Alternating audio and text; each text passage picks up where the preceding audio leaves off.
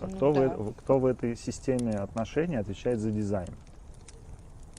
Дизайнер?